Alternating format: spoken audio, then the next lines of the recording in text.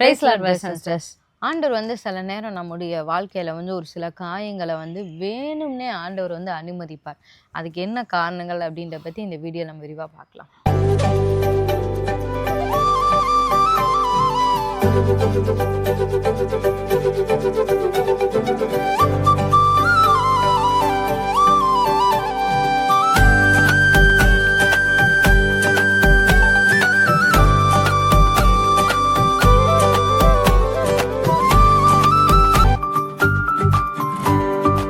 முதல்ல பார்த்தீங்க அப்படின்னா, ஒரு சில நேரம் வந்து இப்போ ஒரு 10 பேர் அவங்களுடைய ஸ்டோரி வந்து ஏதோ சொல்றாங்கன்னு வைங்களேன், அவங்க போற பாதைய பத்தி சொல்றாங்கன்னு வைங்களேன், அதில ஒரு 2, 3 வந்து நமக்கு ரொம்ப டச்சிங்கா இருக்கும்.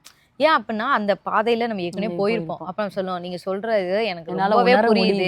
எனக்கு அந்த பெயின் புரியுது. ஏன்னா, நம்ம பிரெயின் வந்து டக்குன்னு நீ ஒரு காலத்துல இந்த பாதையில போனேல அப்படின்னு சொல்லிட்டு வந்து டக்குன்னு அப்ப நம்ம அவங்க மேல வந்து நமக்கு ஒரு கம்பேஷன் வந்து யதார்த்தமாவே வரும்.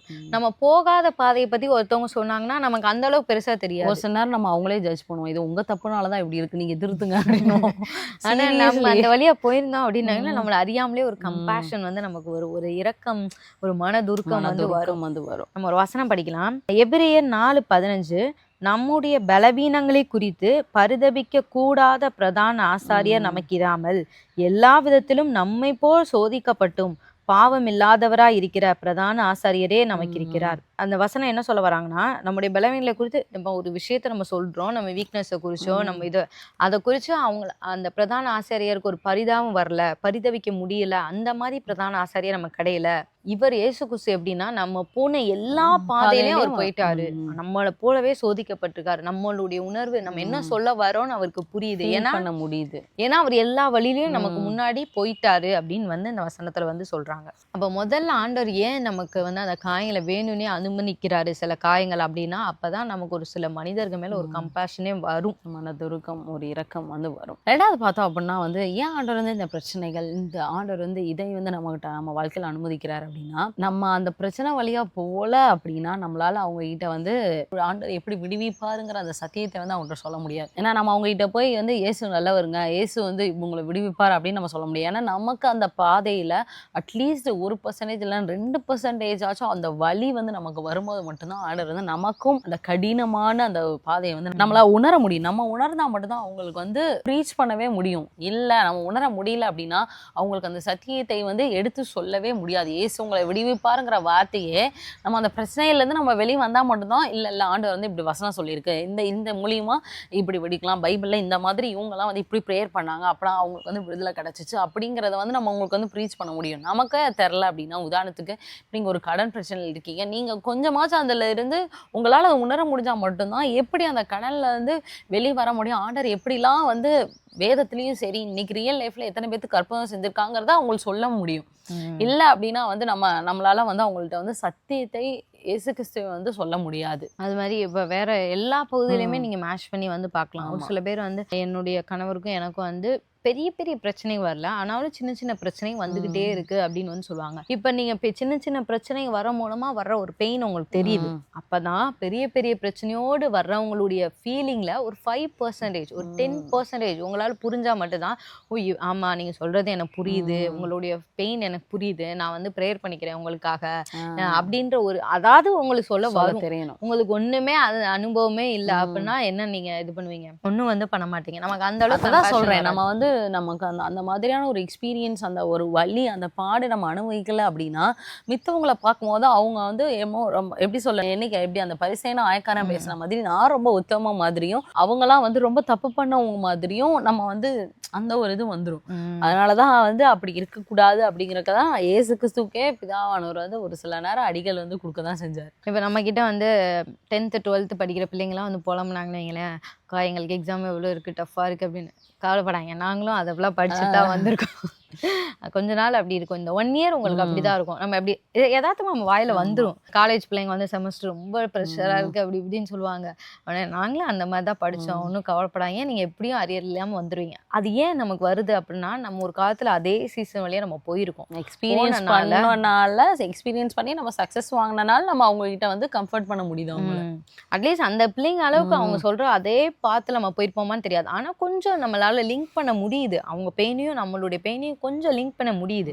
அந்த ஒரு சூழ்நிலைக்காக தான் ஆண்டவர் நம்ம சில நேரம் அந்த காயங்களை வேணுமென்றே ஆண்டவர் நம்ம மேல வந்து அனுமதிக்கிறார். கண்டிப்பா. ஒரு சில நேரம் பார்த்தோம் அப்படின்னா வந்து நமக்கு இந்த மாதிரியான காயங்கள் ஆண்டவர் அனுபவிக்கும் போது நம்ம ஒரு சில நேரம் பார்த்தோம்னா ஒரு சில காயங்கள்லாம் வந்து நம்மளால நம்ம வந்து மனிதர்கள் பேச்சுனாலேயோ இல்லைன்னா ரொம்ப சொல்லப்போனா ஒரு சில காயங்கள் நமக்கு இருக்கதானா பிசிக்கலா இருக்க காயங்கள்னா மெடிசன்னாலேயோ எதுனாலையோ நம்ம வந்து சொல்யூஷன் நம்ம தேடி கண்டுபிடிச்சிரும். ஆனா ஒரு சில காயங்கள் வந்து ஆண்டவர் நம்ம கொடுத்த காயங்கள் வந்து எந்த இதனாலும் மாற்ற முடியாது.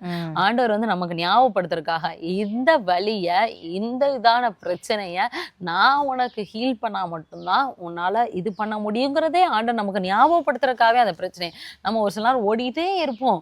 திடீர்னு ஆண்டவரே மறந்து கூட நம்ம ஒரு சில நேரம் ஓடிக்கிட்டே இருப்போம். ஆனா ஆண்டவர் அந்த இடத்துல வந்து நம்ம ரிமைண்ட் பண்றதுக்காகவே ஒரு சில நேரம் அந்த பிரச்சனைகள் வந்து நமக்கு வரும். இப்ப இந்த பிரச்சனையெல்லாம் என்னால மட்டும்தான் ஹீல் பண்ணவும் முடியும். உண்மையாவே உங்களுக்கு வந்து ஒரு சில ரொம்ப ஒரு பாரம் இருக்கலாம். அடி மனசுல அந்த ஒரு காயங்கள் இதெல்லாம் வந்து நான் எத்தனையோ மனிதர்கள்ட்ட நான் சொல்லி புலம்பிட்டேன்.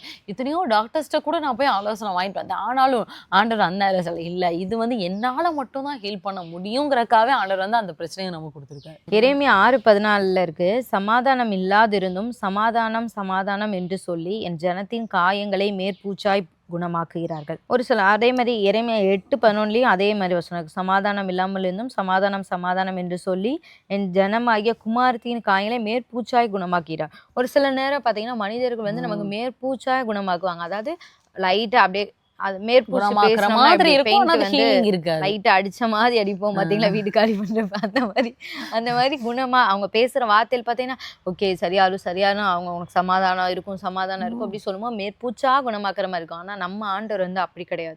அது வந்து மனிதர்கள் குணமாக்குறதுதான் மேற்பூச்சா குணமாக்குறது. ஆண்டவர் வந்து இருதயத்தின் ஆழத்தை அந்த ஊன்ஸ் வந்து ஃபுல்லா அவர் கையில கொடுக்கும் போது அவரால் மட்டும்தான் இந்த பிரச்சனைக்கு இந்த ஊண்டு அவரால் மட்டும்தாங்க ஹெல்ப் பண்ண முடியும். எக்ஸ்பீரியன்ஸ் கூட நீங்க பண்ணியிருப்பீங்க. நிறைய மனுஷங்கிட்ட போய் சொல்லியிருப்பீங்க. ஆனா அந்த காயம் மட்டும் உங்களுக்கு ஒரு நிறைய காயங்களும் உங்களுக்கு மாறிக்கலாம். ஆனா ஒரு தெய்வ ஆலோசனை மூலமா கூட உங்களுக்கு ஒரு சில காயங்கள் நீங்களே அதை ப்ரேயர் பண்ணாலும் அந்த காயங்கள் போயிருக்கலாம். ஆனா ஒரு சில காயம் மட்டும் உங்களுக்கு இருதயத்துல இருந்துட்டே இருந்தீங்களா, அப்ப ஆண்டவரே இந்த காயத்தை உங்களால மட்டும்தான் குணமாக்க முடியுங்கிறத நான் அறிஞ்சுக்கிட்டேன்.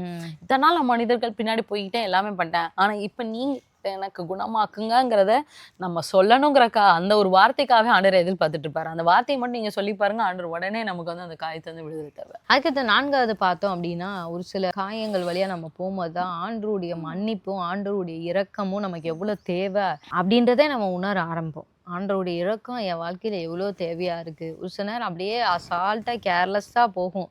ஒரு சில பெயின் நம்ம லைஃப்ல வரும்போது அந்த ஊன்ஸ் வரும்போது தான் ஆண்டவருடைய இரக்கம் இருந்தா மட்டும்தான் என்னால அடுத்த லெவல் போக முடியும் போல அப்படின்றதே நம்மளால உணர முடியும். அடுத்து 5வதா பார்த்தோம் அப்படின்னா ஒரு சில ப்ராசஸ் வழியா நம்ம போயிட்டு வரும்போது ஏசு கிறிஸ்துவ ரிசம்பிள் பண்ண ஆரம்பிப்போம். ஏசு கிறிஸ்துவ நம்ம அப்படியே பிரதிபலிக்க ஆரம்பிப்போம். ஏன் அப்படின்னா நீங்க இந்த வசனத்தை நல்லா பாருங்க. கலாத்தியர் 6:17 அப்போஸ்தலனாகிய பவுல் சொல்றாரு, இனிமேல் ஒருவனும் எனக்கு வருத்தம் உண்டாக்காதிருப்பானாக, கர்த்தராகிய இயேசுவினுடைய அடையாளங்களை நான் என் சரீரத்திலே தரித்து கொண்டிருக்கிறேன். அதான் என்ன சொல்றாருன்னா, இனிமே யாரும் எனக்கு வருத்தம் உண்டாக்க வேணாம். ஏன்னா நான் போன பாதை வழியா இயேசுடைய சரீரமே என் மேல வந்துருச்சு, அந்த அச்சு என் மேல பதிஞ்சிருச்சுங்கிறார். அவர் பட்ட காயங்கள் வந்து இந்த பிஸ்கட்ஸ் எல்லாம் செய்வாங்க இந்த அனிமல்ஸ் மாதிரிலாம், அதெல்லாம் பாத்தீங்கன்னா அந்த இது பண்ணி ஊத்தி அச்சு ஊத்தி அதை மாதிரியே செய்வாங்க. அதுதான் அந்த அச்சு. நம்ம அப்படியே இயேசு மாதிரியே நம்ம மாறிடுவோம் ஒரு சில ப்ராசஸ் போயிட்டு வரும்போது. சத்ரு பார்ப்பான், இவன் இந்த ப்ராசஸ்க்கு போறதுக்கு முன்னாடி இவனுடைய மாம்சம் தான் இருந்துச்சு, ஆனா இப்ப போயிட்டு வந்ததுக்கப்புறம் இவன் என்ன இயேசு மாதிரியே மாறிட்டான் அப்படின்னு சொல்லிட்டு அதுக்கப்புறம் தான் நம்மளுக்குள்ள உள்ள அந்த பவர் அத்தாரிட்டி அதிகமாகுது ஒரு சில நேரம். அப்ப முன்னாடி நம்ம ஒரு சத்ருவை பார்த்து பேசும்போது அது கீழ்ப்படியாதது கூட அதுக்கப்புறம் வந்து பவுலை பார்த்தா இயேசுவை பார்க்க தேவையில்ல, பவுலை பார்த்தா இயேசுதான் அப்படின்றது வந்து தெரியுது. அப்ப நம்மளை பார்க்கும்போது அப்படிதான், இவனை பார்க்கும்போது இயேசு மாதிரியே மாறிட்டா அப்படின்ற ஒரு இதுக்கு வந்து சத்ரு வந்து வரான். இதெல்லாம் எப்படின்னா இந்த ப்ராசஸ் வழியே வரும்போதுதான். அதனாலதான் பவுல் இந்த வசனத்தை வந்து சொல்றாரு. ஒரு சில நேரம் பார்த்தோம் அப்படின்னா வந்து ஏன் வந்து ஆண்டவர் வந்து நம்மளை அந்த மாதிரியான ஒரு பாதைகள்ல வந்து கூட்டிட்டு போறா அப்படின்னா, நம்ம ஒரு சில நேரம் நம்ம ஒரு தப்பு பண்ணியிருப்போம். ஆனா அந்த தப்பை வந்து நம்ம திருப்பியும் செய்யக்கூடாதுங்கிறதுக்காகவே ஆண்டவர் வந்து அந்த ஒரு வருத்தத்தை அந்த காயத்தை வந்து ஆண்டவர் நமக்கு தந்திருப்பாரு. நீதிமொழிகள் ஒரு அழகான ஒரு வசனம் இருக்கு. நீதிமொழியில் 20:30 காயத்தின் தழும்புகளும் உள்ளத்தில் உரைக்கும் அடிகளும் பொல்லாதவனை அழுக்கற துடைக்கும். விதத்துல பார்த்தோம் அப்படின்னா அந்த காயத்தின் தழும்புகள் நம்ம பட்டதான அந்த தழும்புகளும் ஒரு பொல்லாதவனை கூட ஒரு கிளீனா துடைக்குது அப்படின்னா அதனுடைய அந்த பெயின் பாருங்க எந்த அளவுக்கு இருந்திருக்கும், அதனுடைய வருத்தங்கள் வந்து எந்த அளவுக்கு இருந்திருக்கணும். ஆண்டவர் ஒரு சில நேரம் உங்களுக்கு இந்த வருத்தங்கள் கொண்டா நமக்கு எதுக்காக இந்த காயம் வந்தது, இதை நம்ம திருப்பி செய்யக்கூடாது, வாழ்க்கையில லைஃப்ல நம்ம திருப்பி அந்த தப்பே பண்ணக்கூடாதுன்ற அந்த அளவுக்கு எக்ஸ்ட்ரீம்க்கு நம்ம வந்துடணும். அந்த எக்ஸ்ட்ரீமுக்கு ஒரு சில பேர் கொலை பண்றதுக்கு முன்னாடி அவ்வளோ வெறியோட இருப்பாங்க. நம்ம அந்த கொலை வெறினே நம்ம சொல்லலாம். அந்த விருத்தனமான கோவத்தோட இருப்பாங்க. ஆனா ஆயுள் தண்டனை கொலை பண்ணிடுவாங்க. அப்புறம் ஆயுள் தண்டனைக்கும் போயிட்டு வருவாங்க. ஆனா இப்ப ஒரு 15 வருஷமோ 20 வருஷமோ ஜெயில இருந்துட்டு வராங்கன்னு வைங்களேன், உலகத்திலே மோசையை விட சாந்தமா வந்து அவங்க மாறிடுவாங்க உலகத்திலே. ஏன்னா அவங்க அடைஞ்ச இந்த பெயின் வந்து அவ்வளவு தூரம், அந்த தழும்பு இனிமே வாழ்க்கையில எவன்டி நான் கோவமே படக்கூடாதுன்ற அளவுக்கு இயேசு கிறிஸ்துவை விட சாந்தமா மாறிடுவாங்கன்னா பாத்துக்கோங்க. உண்மையாமே அப்படிலாம் மாறி இருக்காங்க. வெளியே வந்து பேட்டி கொடுத்தவங்களாம் இருக்காங்க. நான் வந்து உள்ள போகும்போது அப்படி போனேன், ஆனா இப்ப நான் வெளியே வரும்போது இவ்வளோ தூரம் ஒரு சேஞ்ச் ஆஃப் ஹார்ட். அதான் சொல்றேன், ஒரு பொல்லாதவனை கூட ஒரு அழுக்கற துடைக்கக்கூடியதான ஒரு காயங்கள். அப்படின்னா அந்த காயங்கள் எப்படிப்பட்டதான ஒரு காயங்கள், ஒரு பேட் பீப்புளை கூட ஒரு நல்ல ஒரு குட் பீப்புளா மாத்தக்கூடியதான ஒரு பெயின். ஒரு சில நேரம் நம்ம சின்ன வயசுல நம்ம ஒரு சில ஸ்டாஃப்ஸ்ட்ட வாங்கின அடிலாம் மறக்க முடியாது. ஆனா அதுக்கப்புறம் நம்ம வாழ்க்கையில அந்த தப்பே பண்ணிருக்க மாட்டோம். அது அந்த அளவுக்கு நமக்கு வந்து ஒரு இடத்துல பட்டதான அவமானம், அந்த அவமானத்தினால நான் திருப்பியும் அந்த ஒரு விஷயத்த வந்து நம்ம ரொம்ப பயப்படுவோம்னு இல்லை, ஏன் லைஃபுக்கு இது செட் ஆகாதுப்பா, வேண்டாம் விட்டுருவோம் அப்படிங்கிற ஒரு சில பேர்லாம் வந்து நம்ம சொல்லி கேட்போம். ஒரு சில பேர்லாம் வந்து மனசுக்குள்ளேயே என் ஃப்ரெண்டு காலேஜ் நான் ஸ்கூல் படிக்கும்போது அந்த பொண்ணு வந்து சொல்லும், அவங்க வீட்டில் அவங்க பேரண்ட்ஸ் வந்து எப்பயுமே வந்து ரொம்ப சண்டை போட்டுகிட்டே இருப்பாங்களாம். ஆனால் அந்த இருதயத்தில் அப்போ அந்த பொண்ணு நினச்சது, என்னதான் இருந்தாலும் எனக்குன்னு ஒரு வாழ்க்கை வரும்போது நான் ரொம்ப சால்மையா நான் வந்து இருப்பேன்னு.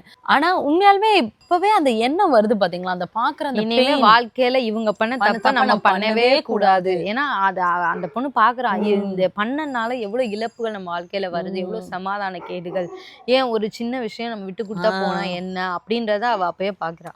ஸோ அந்த அந்த ஒரு எண்ணம் அந்த சிறு வயசுலயே அந்த இருதயத்துல அந்த பெயின்னால அந்த ஒரு எண்ணம் அழுக்கிற தொடச்சிச்சு. அந்த ஒரு எண்ணம் வந்துருச்சு. நிச்சயமா இப்ப கூட எங்க இருந்தாலும் இப்ப அந்த மாதிரி தான் நல்லா வாழ்ந்திருப்பாங்க. ஏன்னா அந்த பெயின் வந்து அவங்களுக்கு அந்த அளவுக்கு வந்து ஒரு பாடத்தை கற்பிச்சிருக்குன்னு வச்சுக்கலாம்.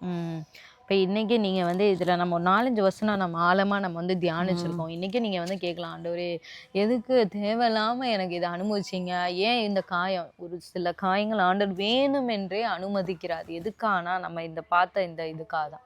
ஒரு சில நேரம் அந்த வழியாக நம்ம போனால் ஒரு சில மிஸ்டேக்ஸ் வந்து சில நேரம் சில பண்ணுற தவறை வந்து நம்ம பின்னாடி நம்ம வந்து அந்த டைம் பீரியட் நமக்கு திருப்பியே வராது பார்த்துக்கோங்க. அந்த மாதிரி தவறாக முடிஞ்சிடும். அந்த ஒரு ஆயுள் தண்டனை பெற்ற ஒரு மனிதர்லாம் சொல்லுவாங்கன்னு சொன்னாங்க. எங்கள் அம்மா வந்து அப்போ நான் சின்னதாக திருநப்ப எங்கள் அம்மா என்னை ஊக்கப்படுத்தினாங்க, பரவாயில்ல நீ இன்னும் எடுத்துருவான்னு. ஆனால் இன்னைக்கு தூக்கு மேடையில் ஏற போகிறதுக்கு எங்கள் அம்மா தான் காரணம் அப்படின்னு. அதாவது திருப்பியும் அவனால் அந்த டைமை கொண்டே வர முடியாது. இப்போ அதுக்கு முன்னாடியே அவனுக்கு வந்து ஒரு தண்டனை சின்னதாக ஒரு தண்டனை கிடைச்சிச்சுன்னு வைங்களேன், அதாவது உயிரே போற அளவுக்கு ஒரு தண்டனை விட வேற ஏதாவது தண்டனை அவன் அப்பவே அவன் லைஃப்ல மாறி இருப்பான். அப்ப ஆண்டவர்கிட்ட நம்ம வந்து உண்மையுமே சில காயங்களுக்காக நம்ம நன்றி தான் செலுத்தணும். ஆண்டவரே நன்றி, நான் எங்கேயோ போய் வேற ஒரு பெரிய பிரச்சனையில மாட்டி என் உயிர் போறக்கோ இல்ல நான் காலமெல்லாம் நான் நரகத்துல போய், ஏன்னா இந்த அடிகள் இந்த பெயின் இந்த பாதி வந்து எனக்கு ரொம்ப நல்லது. அதுதான் வசனம் சொல்லுது, உன் கண் உனக்கு இடரல் உண்டாக்கினா நீ வந்து ஒரு கண்ணை கூட பிடிங்கி போய் எடுத்துட்டு பரலோகத்துக்கு வந்துரு, நரகம் அந்த அளவு இருக்கும். ஒரு கையை கூட ஆண்டவர் உனக்கு எடுத்துட்டா பரவாயில்ல, ஒரு காலை கூட ஆண்டவர் எடுத்துட்டா பரவாயில்ல அப்படின்னு. நரகத்துக்கு போறதுக்கு நீ வந்து ஒரு சில இதை நீ இங்கே விட்டுட்டு வந்துட்டேன்னா பரவாயில்ல. இப்போ ஆண்டவர்கிட்ட நம்ம அதுக்கு நன்றி தான் செலுத்துறோம். ஆண்டவரே நீ என் வாழ்க்கையில அனுமதிச்ச காயங்களுக்காக நன்றி, அது நீங்கள் வேணும்னே நீங்கள் அனுமதிச்சிருக்கலாம், நன்றி. இன்னொரு ஆங்கிளில் பார்த்தோம்னா ஒவ்வொரு முறை நம்ம காயத்துலேருந்து வெளியே வரப்போ நம்ம இயேசு கிறிஸ்து மாதிரியே மாறும்.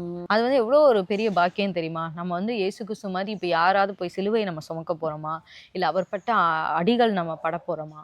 ஆனால் இந்த மாதிரி ப்ராசஸ் நம்ம வாழ்க்கையில் நடக்கிறது மூலமாக இயேசு கிறிஸ்துவினுடைய அடையாளம் நம்ம மேலே அப்படியே வந்து பிரதிபலிக்கும். இந்த வீடியோ உங்களுக்கு ரொம்ப பிரயோஜனமாக இருந்திருக்கும் நாங்கள் விசுவாசிக்கிறோம். உண்மையாலுமே நீங்கள் வந்து துக்கத்தில் உட்கார்ந்துருந்தீங்க அப்படின்னா ஆவியானவர் உங்ககிட்ட தான் பேசிகிட்டு இருக்காரு. அநேக காயங்கள்னால நீங்கள் உட்காந்துட்டு இருக்கீங்கன்னா ஆவியானவர் உங்கள்கிட்ட தான் பேசிகிட்டு இருக்காரு. ஸோ இந்த மாதிரி காயங்களோடு இருக்க நபர்கள், உங்களுக்கு கிறிஸ்தவ நபர்கள், இயேசுவை அறிந்த நபர்கள் உங்களுக்கு தெரிந்துச்சுன்னா அவங்களுக்கும் நீங்கள் இந்த வீடியோ ஷேர் பண்ணி விடுங்க. நிச்சயமாக ஆவியானவர் அவங்களோடையும் பேசுவார். மீண்டும் உங்களை அடுத்த ஒரு வீடியோவில் உங்களை சந்திக்கிறோம். கர்த்தர் உங்களை ஆசீர்வதிப்பாராக.